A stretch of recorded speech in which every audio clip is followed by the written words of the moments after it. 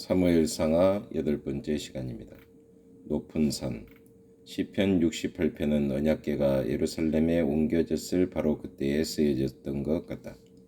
그 시편의 서도는 언약궤가 행진할 때마다 모세가 신호로 사용했던 말을 생각나게 한다. 여호와여 일어나사 참조 민수기 10장 35절 시편 132편 8절 우리가 주께서 높은 곳으로 오르시며 시편 68편 18절을 읽을 때 우리는 언약궤를 예루살렘으로 올려다 놓은 것에 대한 언급으로서 이러한 말들을 취해야만 한다. 예루살렘은 대부분 주변의 지대보다 훨씬 높은 지역에 세워졌다. 나중에 바울은 이 본문을 그리스도께서 하늘로 승천하신 것에 적용하였는데 참조 에베소서 4장 8절 그 또한 맞는 사실이다. 언약궤를 가지고 예루살렘으로 들어가는 즐거운 입성이 여호와께서 자신의 보좌에 앉으심을 상징하는 것과 마찬가지로 예수 그리스도께서 하늘로 올라가심은 더더욱 여호와의 왕권을 상징하였다. 7. 다윗의 집 여호와를 위한 성전 궁정이 없는 보좌가 있을 수 있단 말인가? 다윗은 훌륭한 궁정을 소유하고 있었지만 참조 사무엘하 5장 11절 7장 2절 여호와의 언약궤는 임시로 가설된 천막 안에 놓여 있었다. 따라서 다윗은 여호와를 위한 성전을 짓고자 하였다. 나단 선지자는 처음에 다윗의 그러한 생각에 찬성했지만 여호와께로부터 다윗으로 하여금 그 계획을 추진하지 못하도록 하라는 지시를 받았다. 다윗은 하나님을 위한 집을 건축해서는 안 되었다. 오히려 여호와께서 다윗을 위한 집을 지을 것이었다. 물론 여호와께서 다윗을 위해 지으실 집은 궁정이 아니라 왕조였는데 그것은 다윗의 집이 이스라엘을 지배하는 것이었다. 나는 그 나라 위를 영원히 경고케 하리라.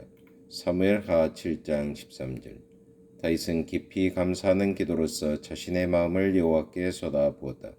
18절로 29절 메시아의 계통 시편 89편은 이 사건을 언약의 체결로서 언급하고 있다. 이때의 다윗에게 체결하신 약속은 신적 계시 전반에 걸쳐 아주 중요한 위치를 차지한다. 즉 오실 메시아가 이제 다윗의 집과 연결된 것이다.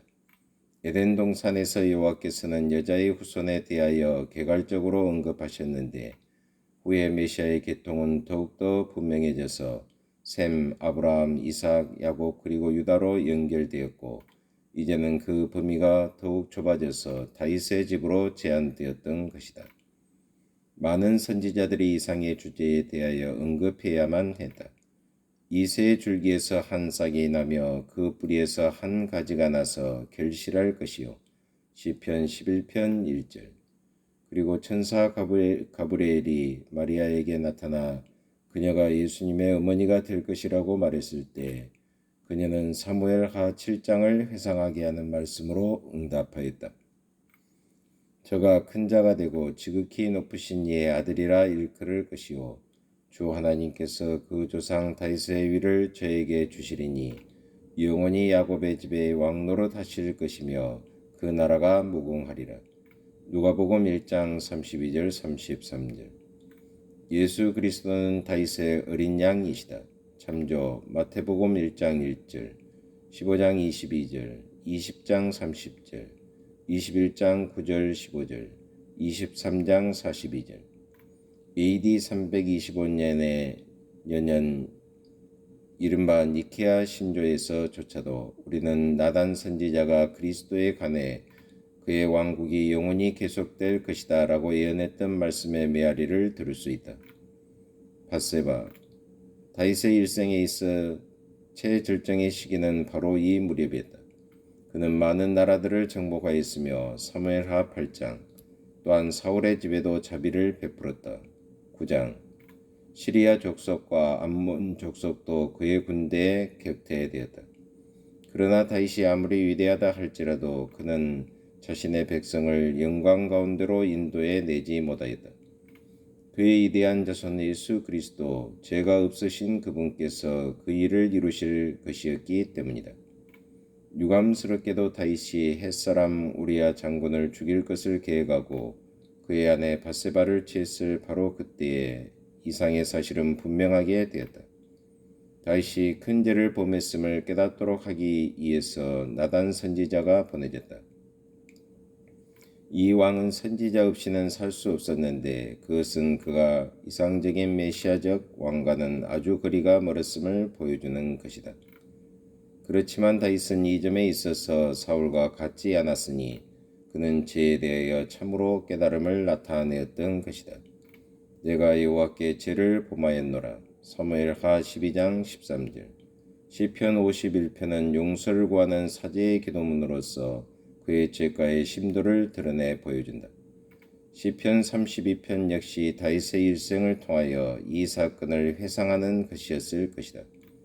그 이유는 거기서도 사제의 확신이 울려 퍼지고 있기 때문이다. 여호와께서는 나단을 통하여 다윗의 죄를 용서하였음을 알게 하셨다. 그는 나단의 비위에 나타난 범죄자에게 선포된 징벌을 받지 않게 될 것이다. 그렇지만 나단은 밧세바가 그에게 낳아준 나이가 죽게 될 것과 칼이 그의 집을 떠나지 않을 것을 예언하였다. 과연 다윗 집의 장래는 숱한 폭력과 유혈이 난무하였다. 이러한 징벌에도 불구하고 여호와의 셀 수 없는 무한한 은혜가 빛나고 있음을 볼 수 있다. 다윗과 밧세바 사이에 둘째 아들이 태어났을 때 그들은 그를 솔로몬이라고 부르도록 허락을 받았다. 그 이름에서 우리는 샬롬, 평화이라는 단어를 들을 수 있다. 다윗과 여호와의 관계가 원만하게 회복되었다. 우리는 여호와께서 특별히 솔로몬을 사랑하사 나단 선지자를 보내어 그 아이를 여디디아, 즉 여호와께서 사랑하시는 자라는 뜻이라 부르도록 하심을 읽는다. 사무엘하 12장 25절. 다른 왕자들보다 어린 이 아이는 다윗의 후계자가 되어야만 했다. 왕가다 고상한 혈통에 속하지 않았던 그의 어머니 밧세바는 예수 그리스도로 끝나는 다윗 왕가 계통의 자손을 낳았던 것이다. 참조 마태복음 1장 6절.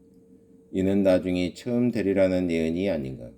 우리는 그리스도의 가계에서조차도 그러한 말씀의 메아리를 듣는다. 지극히 높은 곳에서는 하나님께 영광이요 땅에서는 기뻐하심을 입은 자들 중에 평화로다. 압살롬의 반란. 후계의 문제에 있어서 솔로몬이 하나님의 기뻐하시는 자들 중에 한 사람이었던 것이 분명해졌다. 다윗의 아내 미갈은 자식이 없었다. 암논은 제일 나이가 든 왕자였으나 그의 의문둥이 다말을 유혹하여 그녀를 능욕하는 잘못을 저지르고 말았다. 그 결과 2년 뒤에 그녀의 오라비인 압살롬에 의해 살해되고 만다. 분명히 다윗은 마땅히 행해야 할 바대로 암논을 다스리지 않았으며 압살롬이 범죄했을 때 역시 불충분한 조처를 취하였다. 결국 요압의 중재로 7년 후에 다윗과 잃어버린 아들 압살롬 사이의 화해가 이루어졌다.